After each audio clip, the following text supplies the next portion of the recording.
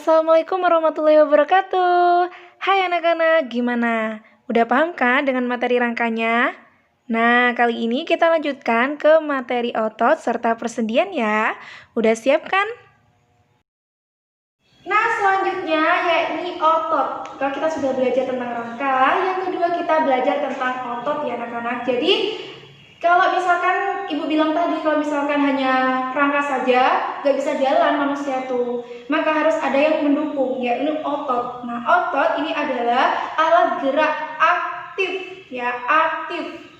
Jadi, dia yang bisa membantu tulang kita itu bergerak. Jadi, kalian bisa berpindah dari satu tempat ke tempat yang lain, kecuali tumbuhan ya anak-anak. Jadi, kalau hewan dengan manusia, dia bisa berpindah tempat. Tapi kalau tumbuhan nggak bisa berpindah tempat. Ingat ya. Nah, yang perlu kalian ketahui, otot pada makhluk hidup itu bisa bergerak karena dia melakukan yang namanya proses kontraksi atau proses di mana kondisi ototnya itu memendek. Ya, jadi ada kondisi saat kontraksi ototnya memendek dan ada saat di mana otot bisa mengalami yang namanya relaksasi atau memanjang. Kayak gimana itu Bu contohnya? Ntar aja sabar. Oke. Kalau harus kalian ketahui dulu, ada 3 jenis otot yang kalian miliki. Yang pertama, ada otot polos. Yang kedua, ada otot lurik. Yang ketiga, ada otot jantung. Beda dari ketiganya, kalian bisa lihat di tabel sebelah ini ya. Nah, Ibu akan jelaskan dari poin-poin yang pertama, yakni dari bentuk selnya.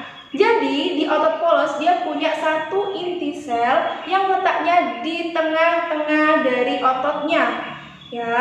Kemudian, kalau otot lurik, bentuk selnya dia itu berada di pinggir-pinggir ototnya dan jumlahnya banyak.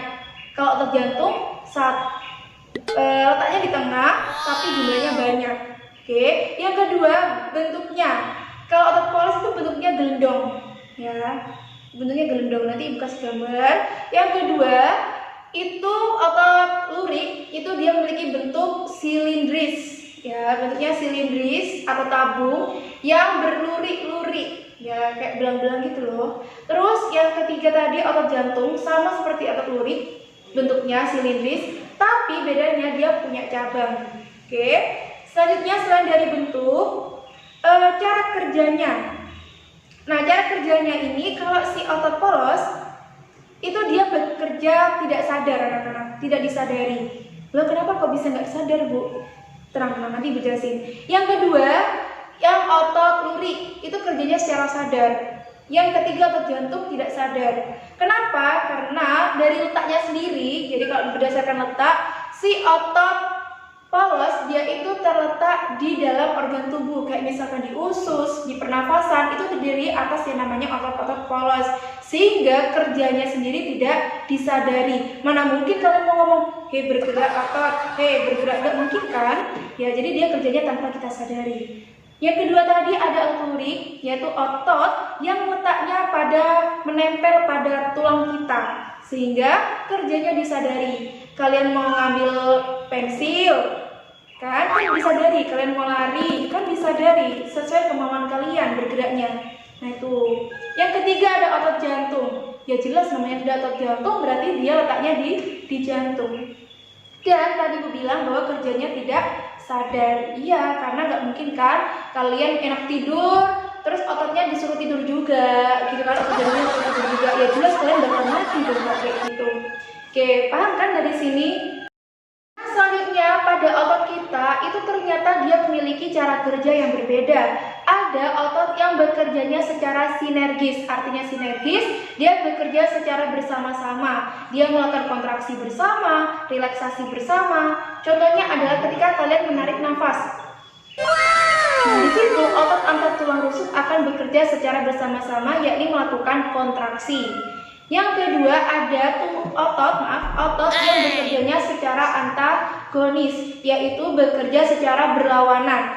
Kayak misalkan contohnya kalian melakukan gerakan seperti binaragawan kayak gini. Ini gerakan kalian melakukan gerakan fleksi. Jadi otot bicep kalian sedang mengalami kontraksi. Seperti Ibu bilang tadi bahwa kontraksi itu ketika otot memendek. Sedangkan bagian bawah, kalau kalian ikut melakukan kayak gini, nggak apa-apa, tutup aja.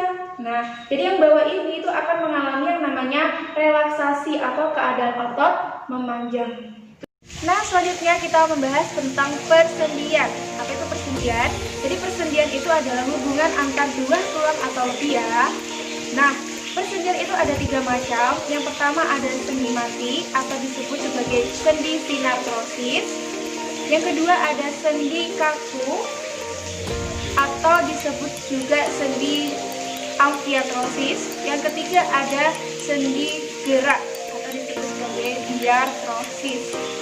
Nah, contohnya kalau sendi mati atau sendi sinartrosis itu adalah tulang tengkorak. Jadi kalau kita amati tulang tengkorak kita kan nggak mengalami pergerakan. Ya jelas karena dia tersusun atas sendi-sendi mati.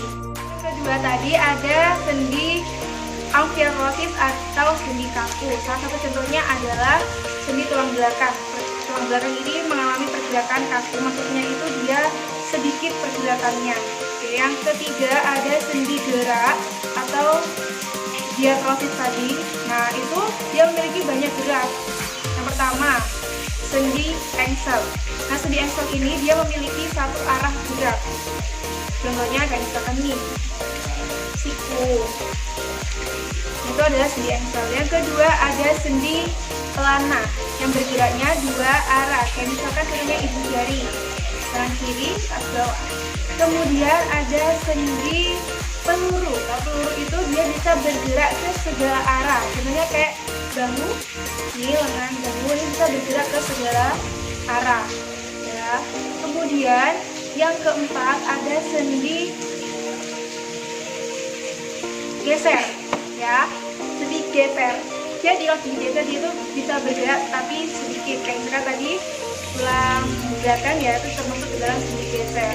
Terus yang kelima ada sendi putar, yaitu ada tulang tengkorak dengan tulang leher. Jadi dia bisa berputar. Tuh, jadi macam-macam sendi gerak ada itu ya. Ada 5 sendi. Dan di sini selanjutnya yang terakhir yaitu tentang penyakit pada rangkal, otot, dan juga persendian. Ini bukan si contoh yang garis besarnya saja ya. Nanti kalian bisa cari informasi yang lain terkait dengan penyakit atau kelainan yang ada pada sistem gerak pada manusia. Nah, ini salah satu contohnya adalah penyakit pada tulang yang biasa sering menyerang anak-anak juga, ataupun juga orang yang lainnya, orang dewasa juga bisa. Kayak misalkan kita kekurangan matahari, sinar matahari ini baik banget untuk pertumbuhan tulang, untuk menyehatkan tulang. Jadi kalau kekurangan sinar matahari, kalau masih kecil gak sering dijemur di bawah sinar matahari, maka bisa menyebabkan tulang kita itu berbentuk huruf O atau berbentuk huruf X. Ya, itu penyakitnya namanya rakitis. Yang kedua juga ada patah tulang. Jadi misalkan kayak kalian suka mengendarai motor sembarangan terus akhirnya jatuh dan menyebabkan patah, nah itu namanya penyakit patah tulang atau fraktura. Kemudian ada juga yaitu penyakit kelainan tulang. Kalau misalkan kalian duduknya juga sembarangan, misalkan kalian kalau belajar tuh suka duduknya kayak gini bungkuk, ya ini namanya kelainan kifosis. Ya, kemudian kalau kalian suka duduknya seperti ini ke depan, ini namanya lordosis. Kalau kalian suka duduknya bengkok-bengkok ini nih, kayak gini nih, kanan ke kiri, lama-lama tulang kalian juga bengkok ke kanan kiri. Nah, itu namanya kelainan skoliosis. Penyakit-penyakit yang lainnya bisa kalian cari di berbagai sumber, tidak hanya di buku saja, kalian bisa cari melalui internet juga bisa. Oke.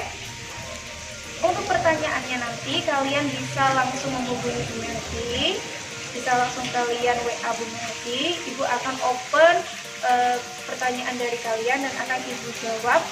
Nanti mungkin akan Ibu kumpulkan dulu jawabannya, terus akan Ibu share jawabannya melalui video lagi anak-anak. Jadi tetap selalu semangat belajarnya. Dan tak lupa juga, ini akhir dari pembelajaran IPA untuk yang pertama, pertemuan pertama. Saya pesan aja sama kalian, untuk kita selalu menjaga kesehatan karena di era pandemi ini kalau kalian sering mengikuti berita, jadi kan saat ini sering mengalami yang namanya pelonjakan pasien yang positif, ya kan. Jadi kita sebagai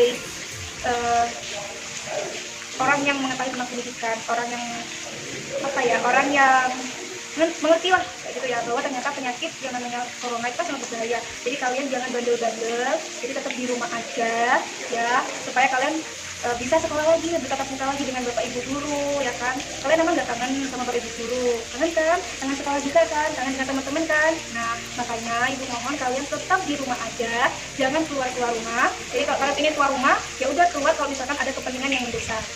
Kalaupun kalian keluar, tetap harus menggunakan masker, ya. Jangan sampai ibu melihat kalian di jalan nggak pakai masker, nggak boleh, ya. Yang kedua, harus rajin mencuci tangan menggunakan sabun dan juga air yang mengalir. Jangan cuci aja tapi nggak pakai sabun, karena virus corona ini bertahan sampai 8 jam di tubuh orang.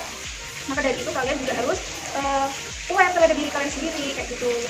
Dan tentunya yang paling berbahaya lagi, sekarang itu ada OTG, orang tanpa gejala. Jadi kasus yang baru adanya OTG. Jadi kalau kalian keluar tanpa pakai masker, jangan cuci tangan, terus ketemu sama orang OTG, nah ini yang berbahaya. Takutnya imun kalian juga tidak baik.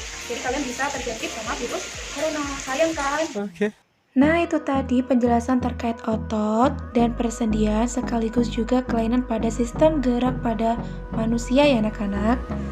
Dan apabila ada pertanyaan seperti yang Ibu jelaskan tadi, kalian catat pertanyaannya apa, kemudian kalian kirim melalui WhatsApp ya anak-anak. Akan Ibu share nanti jawabannya melalui video. Ingat, tetap di rumah saja, stay safe and stay healthy anak-anak. Assalamualaikum warahmatullahi wabarakatuh.